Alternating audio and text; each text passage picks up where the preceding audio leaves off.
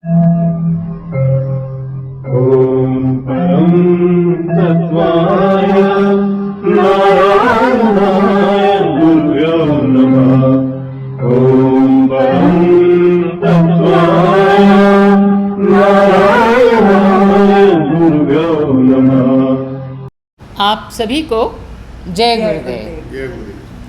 मैं डॉक्टर नारायण दत्त श्रीमाली जी परमहंस स्वामी निखिलेश्वरानंद जी के चरणों में कोटि कोटि बार प्रणाम करते हुए उनसे सबके लिए आशीर्वाद की कामना करती हूँ और उनसे प्रार्थना करती हूँ कि वो हमारे आज के इस कार्यक्रम में यहाँ उपस्थित हों और इस कार्यक्रम को वो जैसे चलाना चाहते हैं वैसे ही चलाएं। तो आज आपके साथ हम मुलाकात करवा रहे हैं धर्मपाल सिंह जी की। हम रोपड़ में हैं आज और रोपड़ से ही धर्मपाल सिंह जी भी हैं। और जैसे कि आप देख रहे होंगे कि आयुर्वेद आश्रम है इनका, आयुर्वेद का काम कर रहे हैं, तो गुरुदेव से दीक्षित हैं। और मैं चाहती हूँ कि बाबा जी आप सबको बताएं कि आप गुरुदेव के पास कैसे पहुँचे और कैसे आपने दीक्षा ली। आप जैसे सिख रिलीजन से हैं तो आपको इसमें कोई डिफ़िकल्टी तो नहीं आई इस काम में, तो थोड़ा सा जो है आप खुलासे से प्लीज़ बताएं। आज हमारी बहनें दिल्ली से आई हैं और मेरे भाई हैं दोनों, बेटा है, और ये गुरु कृपा आयुर्वेद आश्रम का कर्मस्थली है जहाँ पे मैं प्रैक्टिस करता हूँ। और मैं सभी दोस्तों को, बहनों को, भाइयों को जय गुरुदेव, सत श्री अकाल। मेरा नाम धर्मपाल सिंह है, तो जो मेरा नाम वैसे चलता है वो वैद बाबा जी चलता है। मैं जब गुरु से दीक्षित नहीं था, मैंने पहले 1984-85 में अमृत छका था और गुरुवाला बन गया था। और बाबा जी संत करतार सिंह जी पैरों माजरे वाले, उनके साथ में रहता था। उन्होंने मेरी शादी करवाई, उन्होंने मेरा काम सारा कुछ सेट किया। एक टाइम ऐसा आया, उन्होंने मेरे को आगे के लिए भेज दिया। जहाँ तक मेरी उनके पास क्लास थी वो मैं उनके पास स्टडी की, तो उन्होंने आगे मेरे को बोला कि आप आगे निकलो, आपका रास्ता कोई और है। तो मैं फिर दिल्ली जाता था, कहीं और जाता था। गुरुदेव की पत्रिका मिली। मेरे ख़ानदान में कोई ऐसा व्यक्ति नहीं जो गुरुदेव को जानता हो, कोई ऐसा व्यक्ति नहीं जो इनको मानता हो, कुछ नहीं था। मैं भागना शुरू कर दिया। तो पत्रिकाएँ मिली, मंत्र रहस्य, बहुत कुछ पढ़ा। और उसके बाद जो लोगों के एड्रेस दिए, फ़ोन दिए होते थे, उनसे फ़ोन करता था, आ रहा हूँ। तो वशिष्ठ जी से बात हो गई। उनका मंडी में ये एमआर वशिष्ठ की हाँ, सबसे पहले जो मेरा शिविर हुआ तो मंडी में माता भीमा काली मंदिर है। जब हम मंडी से पंडोह की ओर जाते हैं, पुल के पास में भीमा काली मंदिर है, उसमें मेरी पहली दीक्षा हुई।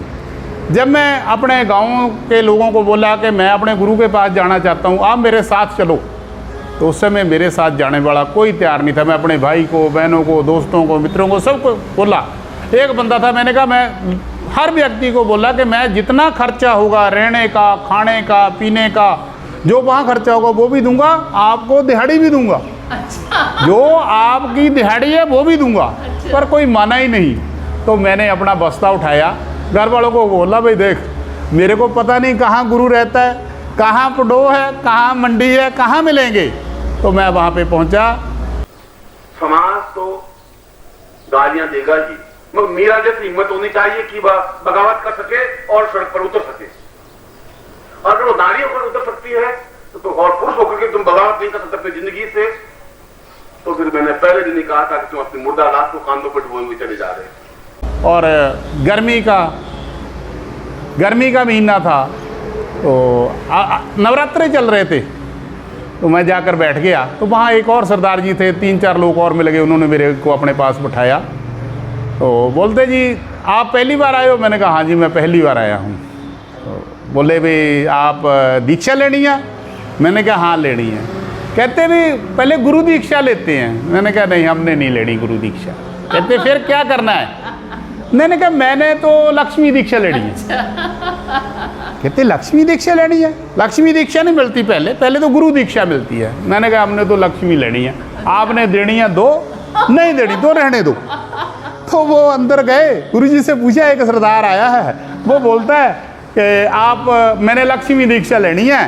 तो हमने बोला आप सामान्य दीक्षा लो। वो बोलता मैंने नहीं लेनी, मैंने तो लक्ष्मी दीक्षा लेनी है। वो कहते ठीक है भाई, जैसा वो बोलता उसकी बात मान लो।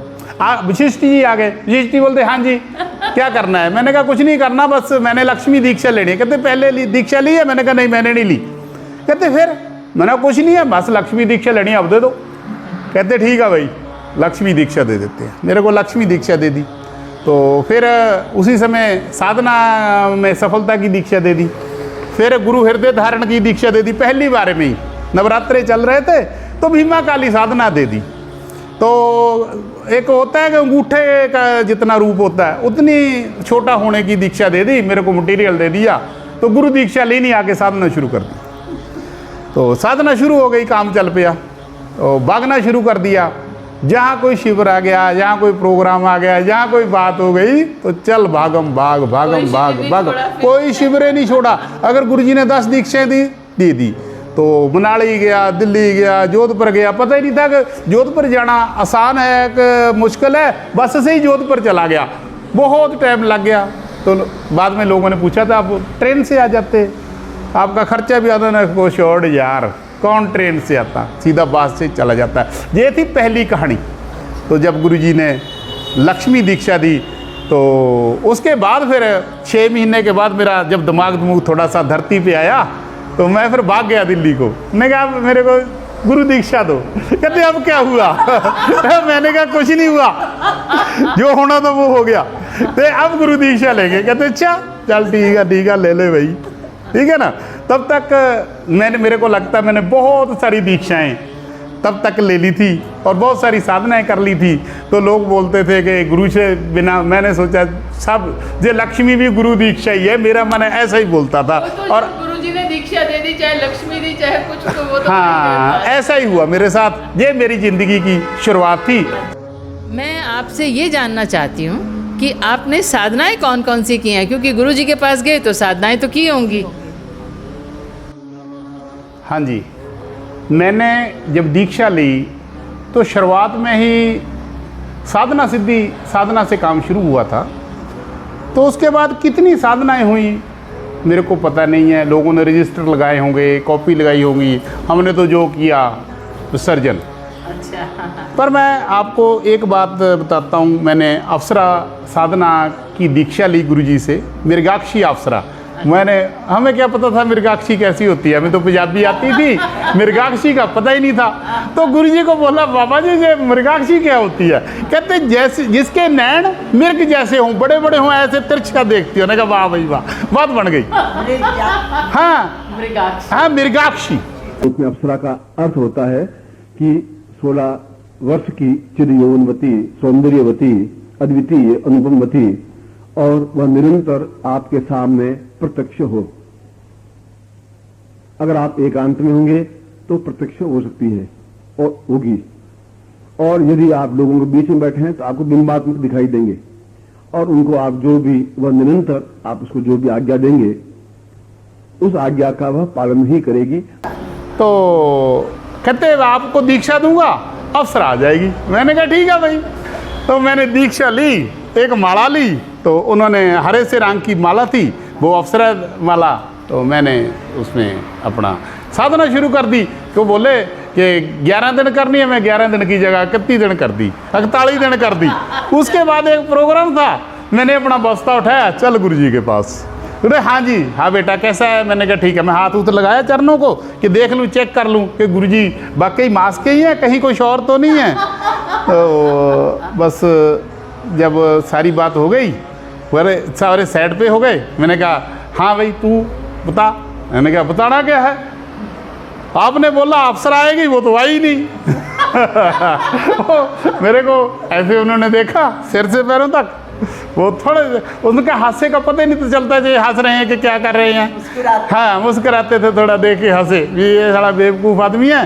तो ये कहा ये नहाता नहीं है 10 दिन, तो आज ये अप्सरा की बात करता है। उन्होंने मेरे को थोड़ा और मुस्कान से देखा। मैंने कहा ले भाई बात बन गई।